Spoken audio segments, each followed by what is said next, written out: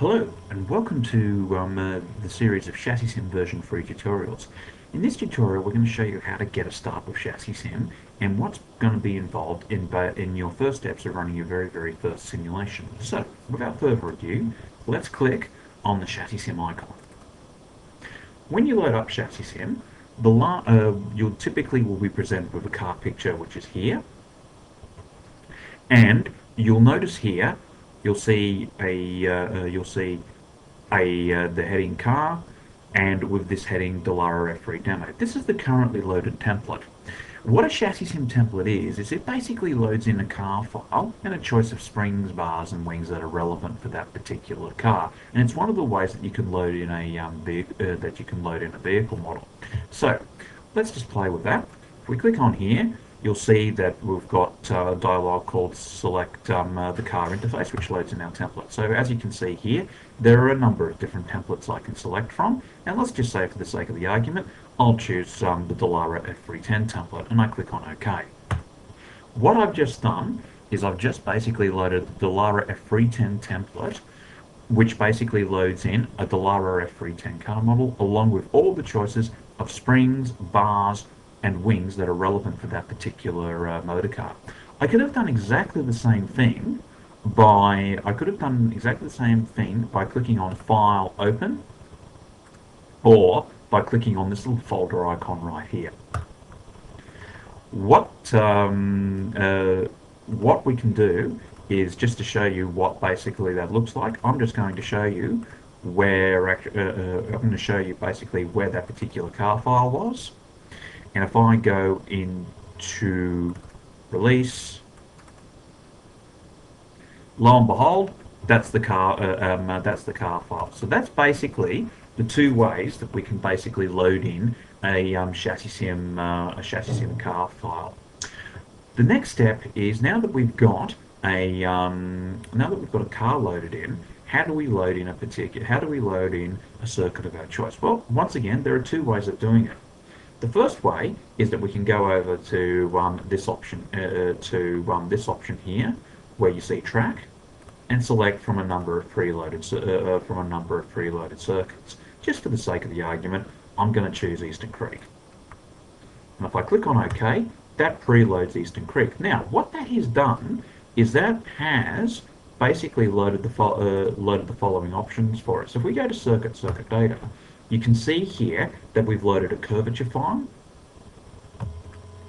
which is this thing here, and we've loaded a bump profile, which is this file here. Now, the curvature file basically describes the path that the car is going to be following around that the car will be following around the circuit. The bump profile basically describes what the four road surface variations are doing. Basically, the bumps and curves all four wheels are going to be hitting.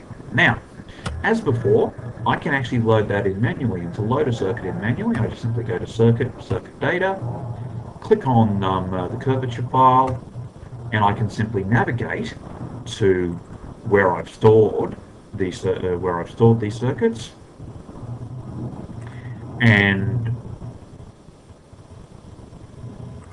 so I've selected my curvature file there. For my bump profile, as you can see, I've just selected that bump profile there, and lo and behold, it's done exactly the same thing. Okay, so that's basically how we've loaded in a car and a circuit file.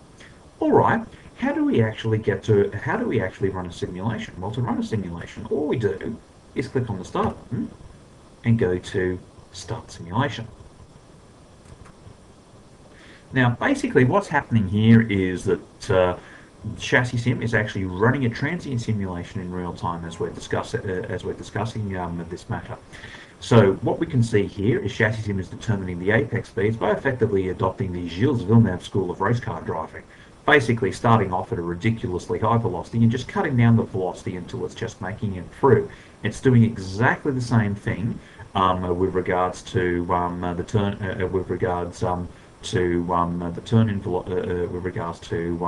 in velocities.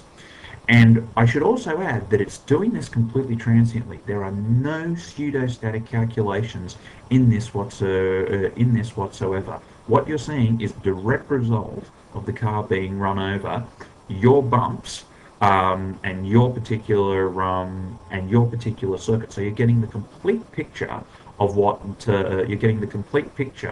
what's going on. So basically what we've done here is we've determined all the cornering speeds. We're now determining the brake lengths in exactly the same way. And now what we're doing here is we're looking at each corner in relation to its neighbour to make sure that we are dealing with any chicane situations. And we're now running the perfect flying lap. And as you can see, that's our predicted lap time, which is an 83.65 second lap. Now, we have a quick view results option where you can see that we've got some setups, some statistics, a track map, and basically and basically a very simple and basically a very simple plot window. Now, another thing that Chassissim gives you the option to do is that you can actually export this out to a data logging package of your choice. So to do this, we're just going to export to we're just going to export to we're going to export out to Motec. We'll put in our car name. We'll put in our circuit name. We'll put in a short comment. And we'll put in a long comment. And what we'll do is I'll just go into testing and I'll just basically put in a log file and I'll just call this Dallara F310 test. If we click on OK and we basically hit start simulation again, you'll see this little export data tab there.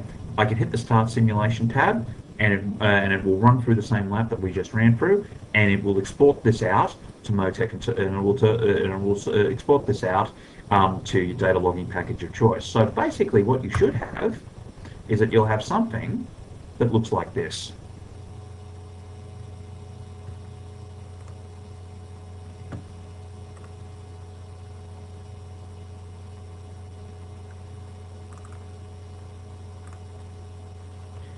And so if we go back here, as you can see, it's as if we're looking at it's as if we're actually looking at actual data. Now, this particular simulation is a simulation I've done previously. I was using for some testing, but the process here is exactly the same as if you were going to be looking at actual data. So that basically covers how we that basically covers how we go through that basically covers how we go through and what your first steps are involved with running a Chassissim simulation.